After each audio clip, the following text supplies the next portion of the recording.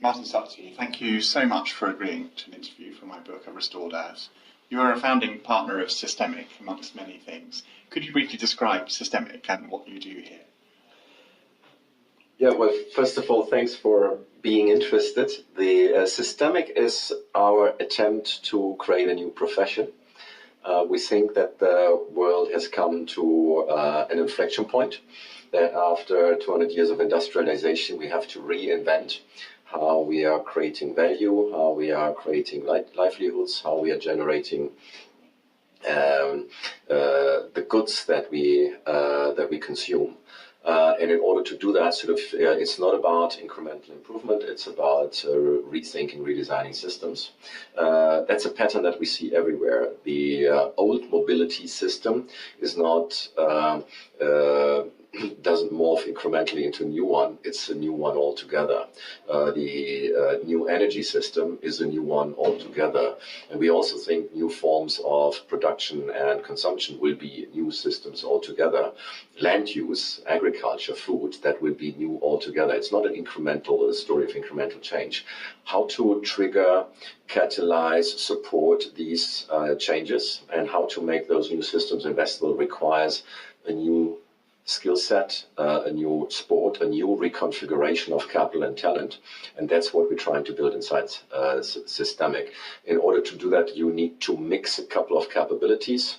Some of them close to the analytical work that consultants do, some of that close to the investment work that investment officers do, some of that close to the implementation work that project developers do, some of it close to the work that regulatory or policy experts do, and in our attempt is to bring this all and focus around it around a couple of very well-defined domains, systems in our language, and to drive systemic change through the entire development funnel of those new economic systems. Fantastic, thank you, Martin. I wanted to ask you about the circular economy and waste. You've been very eloquent about the need for a more circular economy. You've also been very outspoken about marine plastic. I just wanted to ask, what's your vision for a circular economy in which we manage to transform this economy? I think it could be a quite positive vision, one that takes us out of the fearful trade-off between wealth generation, prosperity on the one hand, and the increasingly high costs of growth.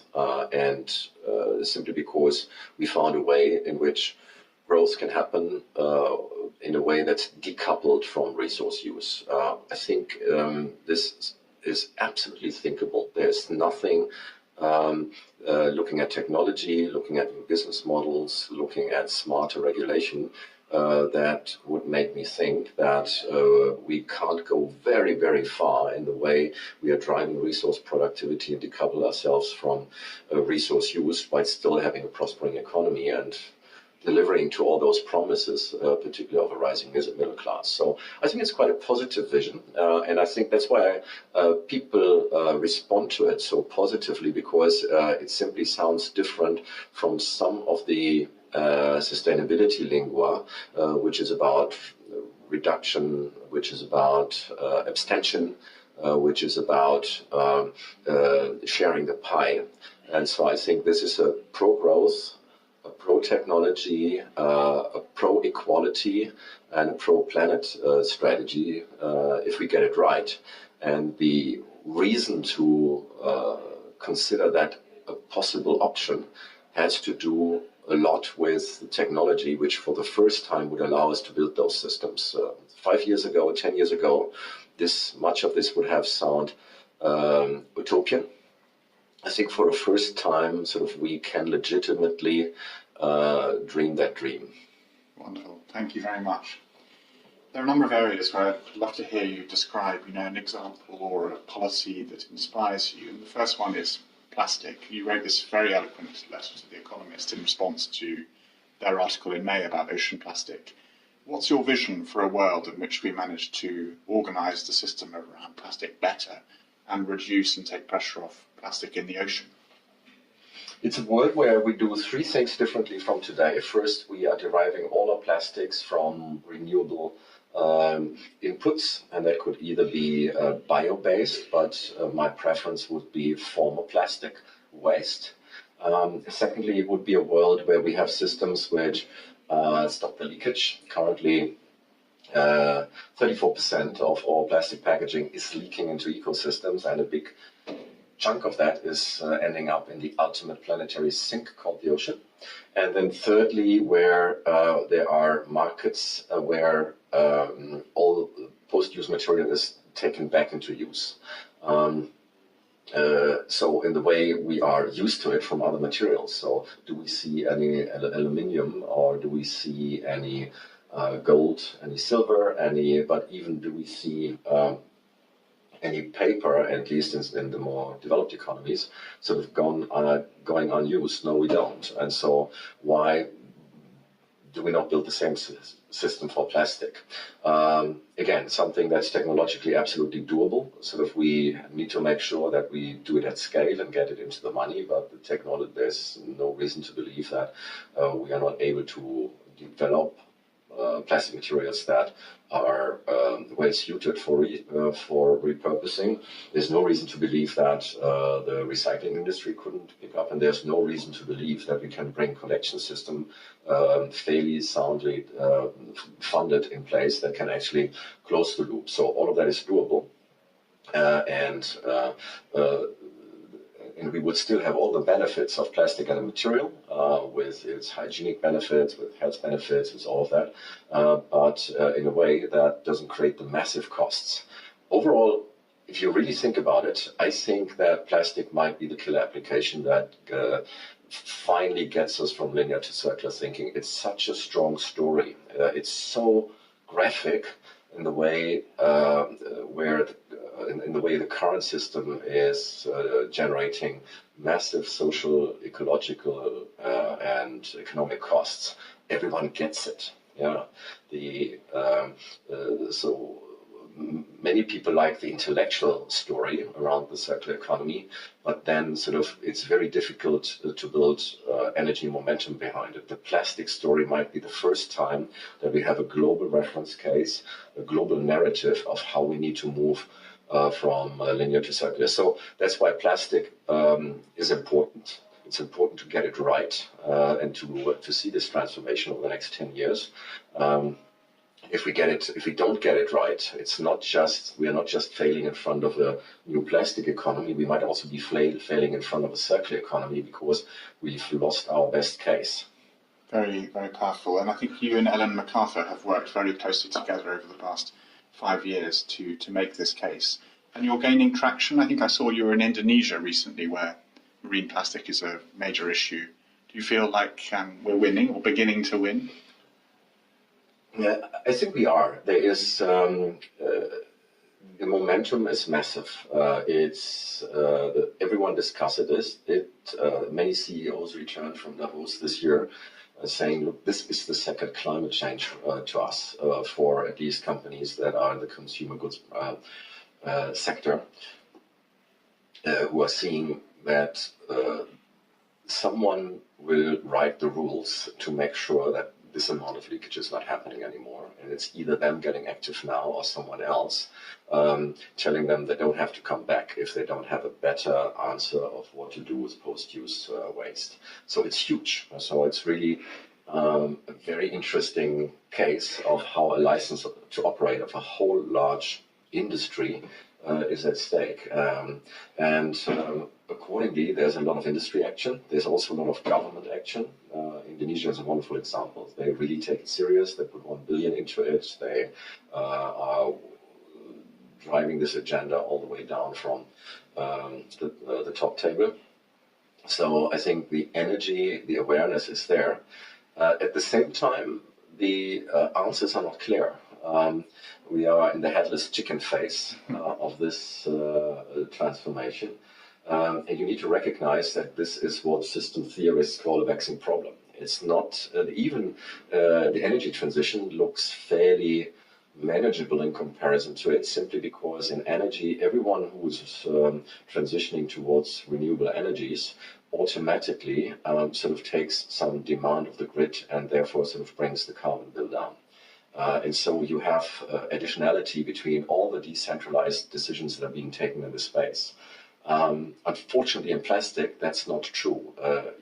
Your attempt to come with a better plastic material, your attempt to improve recycling a little bit, your attempt to substitute might turn out to be the utterly wrong answer, depending on which kind of system you operate and whether the whole supply chain pulls along. So it's a team sport, it's a decathlon where you need to engage everyone, and where sort of where the solution is only correct within the very wedge in which the leakage reduction wedge in which you operate, and so you can only get forward if you have something like a joint map of what those wedges look like, and how they are correlated with certain technologies, how they're correlated with certain geographic archetypes, how they're correlated with certain policy incentives that you need to bring in place for that wedge, and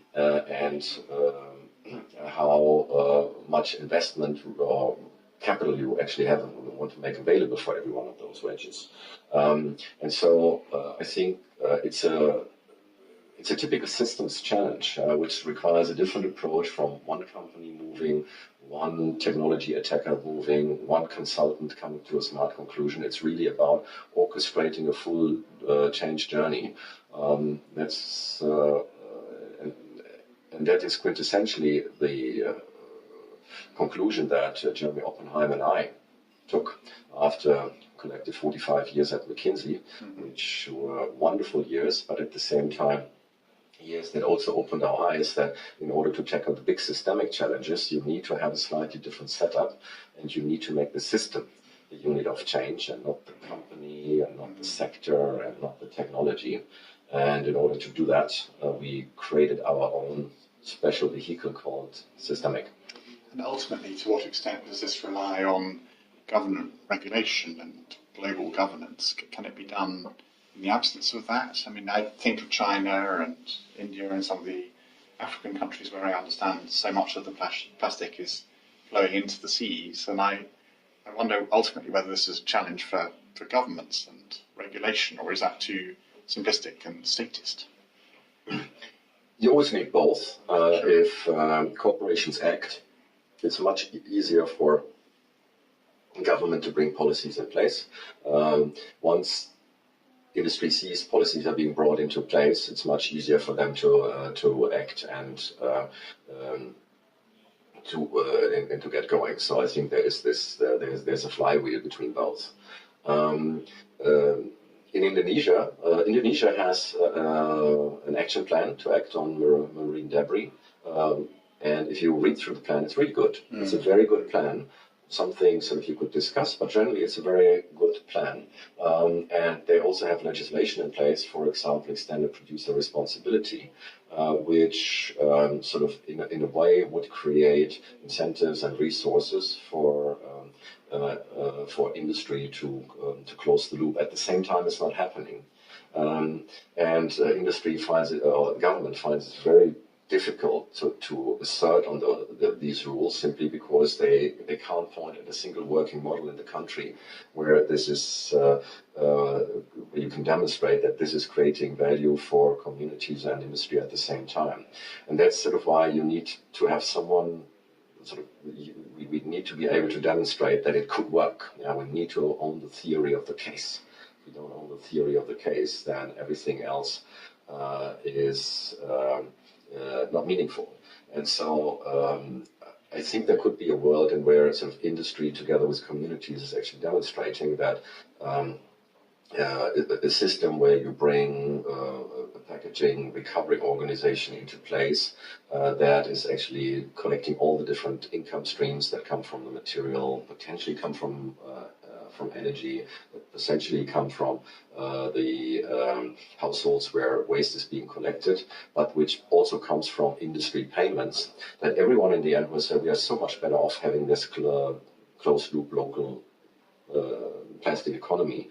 It's creating better value for the communities, of course. It's creating better value for government. It's creating a very interesting employment source for the circular community. And at the same time, it's providing a very affordable insurance to industry against environmental liabilities. And so for everyone, it's a benefit, but someone sort of needs to match the income streams. If we had 3 of those in a country like Indonesia, it would be much easier for government to go back and say, look, guys, EPR is a standard to your collective benefit. And so policy alone doesn't solve it if it's not actually thrown into a positive reinforcing dynamic of where proof of concept and rules go hand in hand. So we seek such examples, and if they don't exist, we seek to create them as soon as possible, effectively. Exactly, and I mean, there are luckily enough examples from the energy sector, from the conservation farming sector, from the building sector, from the industrial sector around the world, where this in fact has worked. And in the end, sort of industry typically walked out as the winner of every smart move towards better quality regulation. So there's an analysis in our book which talks about sort of some of the environmental rules that have been brought in place, and it compares the costs that we thought they were creating to industry and the costs that actually turned out to be to come true. And they're anything between 10% of the original predictions, or in very many cases you can demonstrate that in fact the effects have been positive because they triggered innovation and competitiveness, etc. And so I think there's historically no reason to believe that regulation or that we are regulation industry out of competition. If we do it well, then we are regulating industry into competition. And smart, agile industrial players sort of should take this as an opportunity to win the market. I think that's a much more modern view of regulation. By the way, I'm not even sure whether regulation is the best word. I think this is shaping markets. Sort of, how can national economies actually set up markets which are creating the best environment for innovation and competitiveness to grow. Great, thank you, Martin. I wanted to ask about the land and farming. I've seen that you are, in your free time, such free time as you have, an enthusiastic alpine farmer, and I wanted to turn our attention to the land and how we build a better circular economy in agriculture and the land. Have you done much on that in addition to running your farm? So my finding out that it's much easier to give a talk or talk strategy than doing it yourself uphill. So if you are farming in the Alp, it's a continuous uphill battle. But at the same time, it's a wonderful experience that shows you that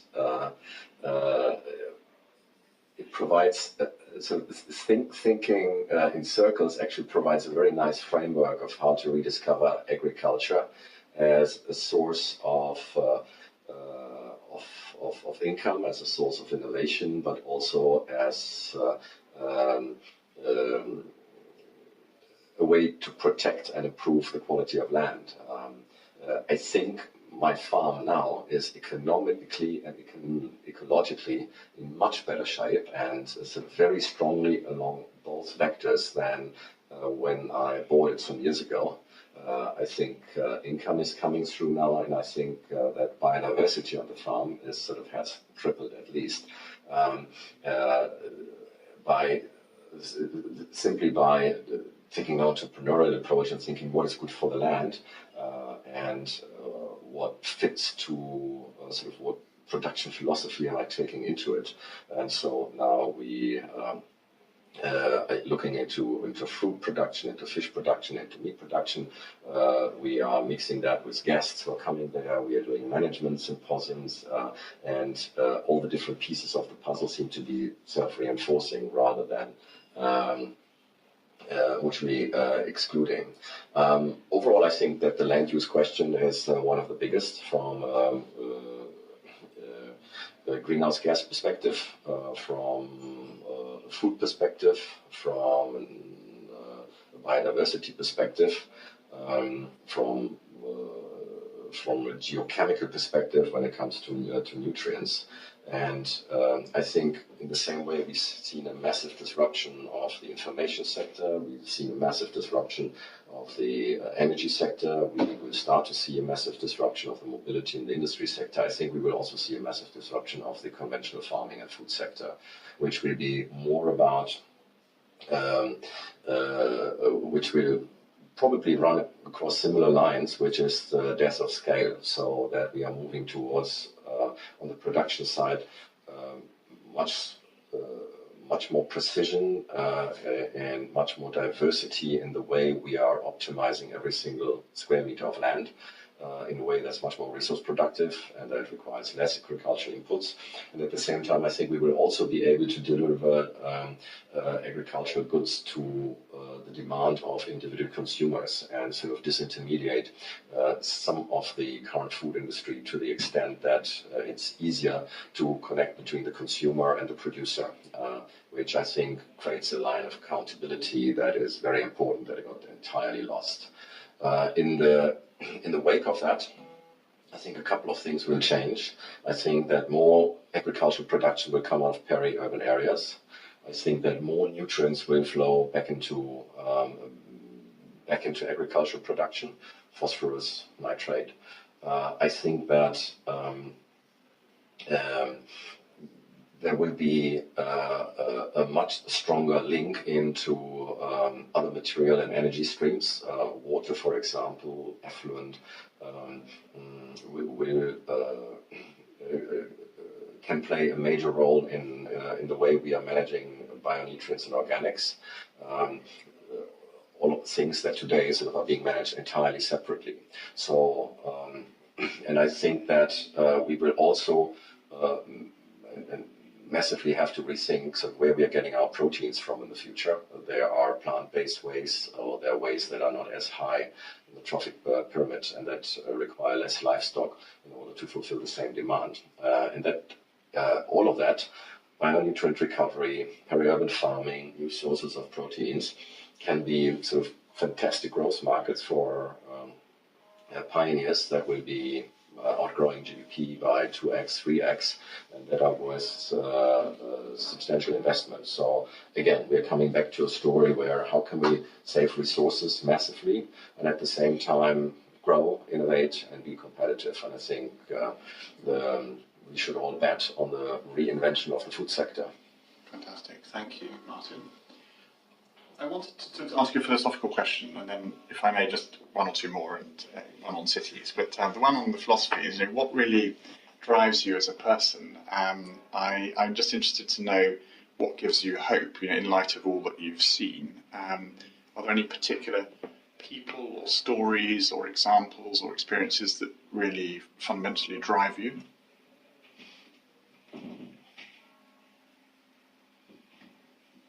So I think the biggest hope, of course, comes from the youth. So I'm in talks from while to while.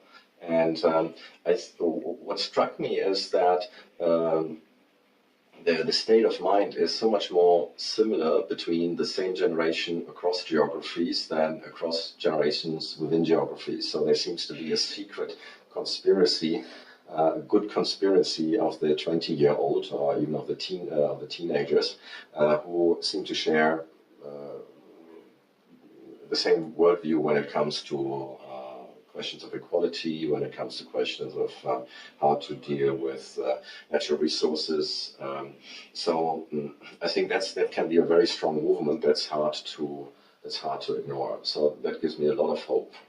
And it's done sort of not in a romantic, overly romantic, uninformed way. It's done in a very robust, informed way, and sort of in the way career choices, for example, are being made, in the way people want to link technology with those future questions and global challenges, is very robust.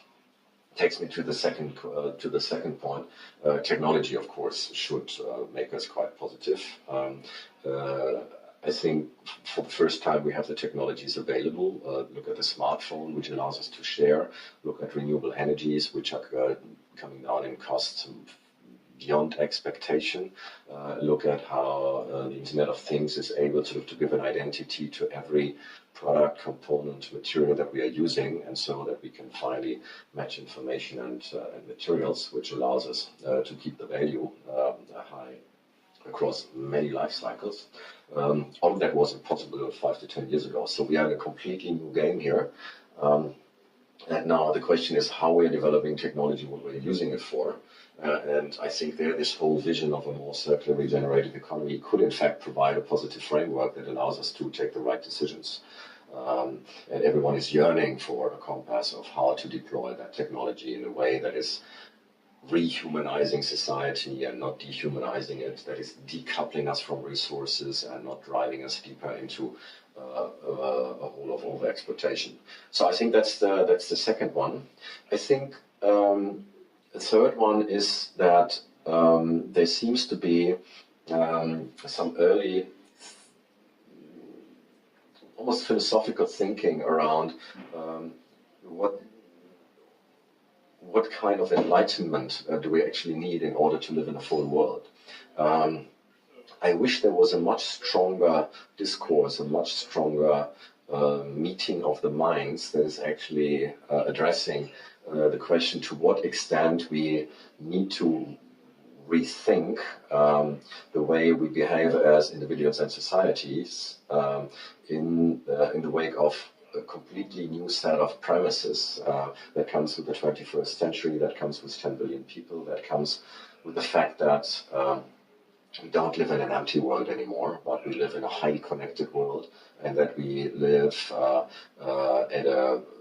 at a resource boundary where sort of overstretching in any directions is causing massive cost to the whole system, because everything is now sort of under a certain tension, whilst there was so much more resilience and buffer in the system in old days. That's creating a new set of premises, and we need to have a worldview that can deal with that. And I wished that all those individuals, the thinkers, the thought leaders in their respective silos were leading a much more active dialogue. What kind of worldview we need to develop that then serves as a backdrop for better economic and political decision making. Fantastic. Thank you, Martin. My last set of questions are around cities, energy and industry. You've already covered industry to some degree in your discussion of plastic. But how does the circular economy look in the context of our urbanizing world and in the cities? Can you describe your vision there? The cities are, first of all, an asset, an infrastructure asset that needs to be utilized to the max. And we all find out that housing space can be used so much better. The mobility fleet can be used so much better once we understand sort of what people want and how they move and when they are where. So I think we can get a 5x of performance out of existing out of every existing unit of infrastructure. So I think, and this is starting, there's a whole industry around it that comes with metering, that comes with autonomous cars, that comes with management of fluid space in office buildings. So I think that's one element of it. Secondly, I think that cities are the aggregation point for organic matter. For millions of years, so nutrients stayed out on the field, and then we started pulling them into cities, polluting and contaminating them, and afterwards not really knowing what to do with it. That pertains to food waste, that pertains to sludge, effluents, and I think one could almost look at that as a lifeline that moves into cities that can be used for energy, that can be used for nutrients for new agricultural production. So I think looking at cities as metabolic hubs that can actually take more advantage of the nutrient flows that we got in motion, it's, I think,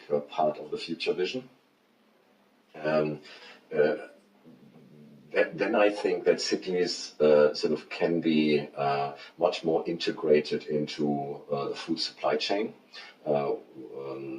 Peri-urban food production is an element.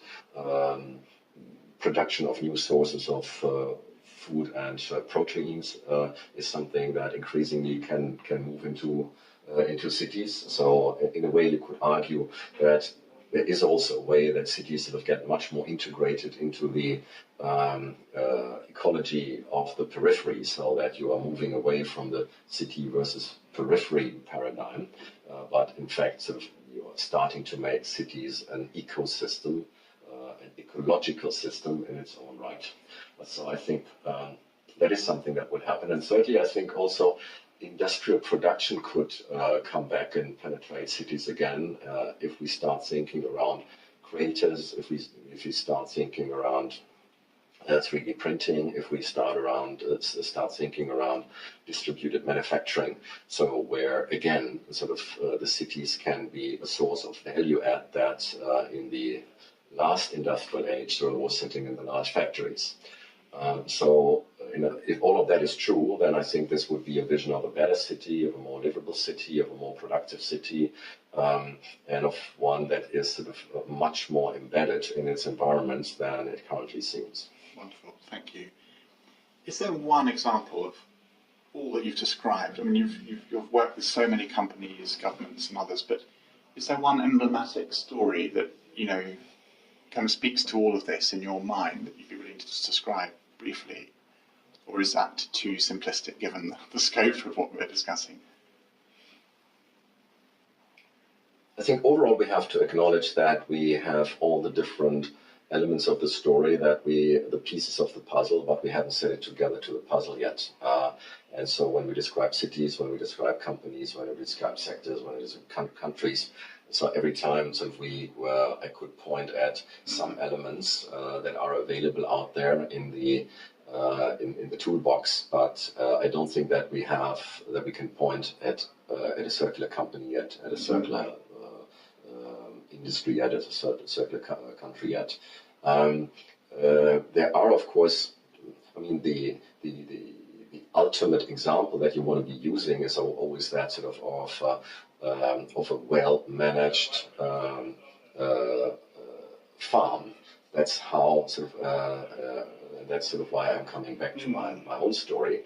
I always thought that a farm is probably the one unit that you can actually make circular in such a way that it meets the highest gold standard test of being net positive. So can you create something where by producing more, by being more active, by generating more revenues, in fact is creating not just more economic value but also social value for the entire community and ecological value for the ecosystems around it, and that's very much sort of my small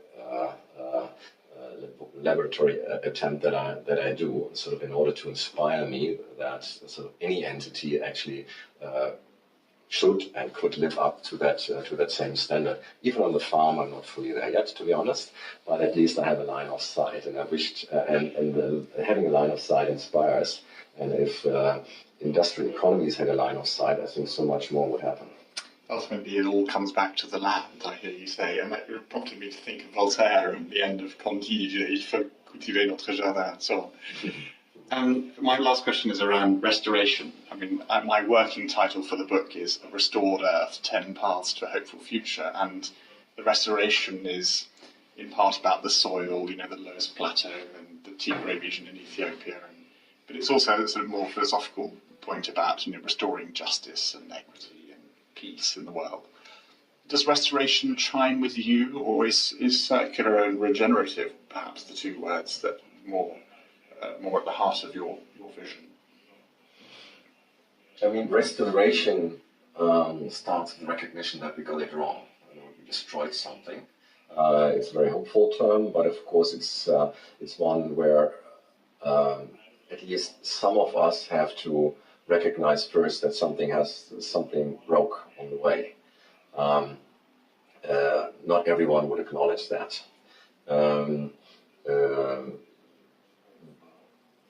I think the concept that there is an enormous treasure by bringing things back to a good state is quite an interesting one. Living in a world of 3 billion hectares of degraded land, and all of a sudden changing your perspective that could be an enormous business opportunity, development opportunities. There's so much you can do with it at the moment where everyone sort of talks about food shortage, energy shortage, conflicting demands over land.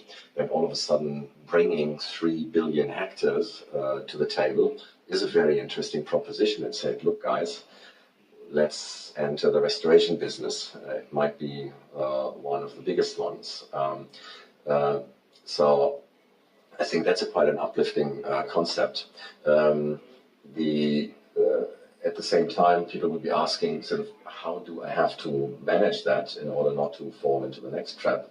And it's all back to the question of principles. What are the principles that we have to use as we manage land, as we manage any of the capital that we need to drive our economy?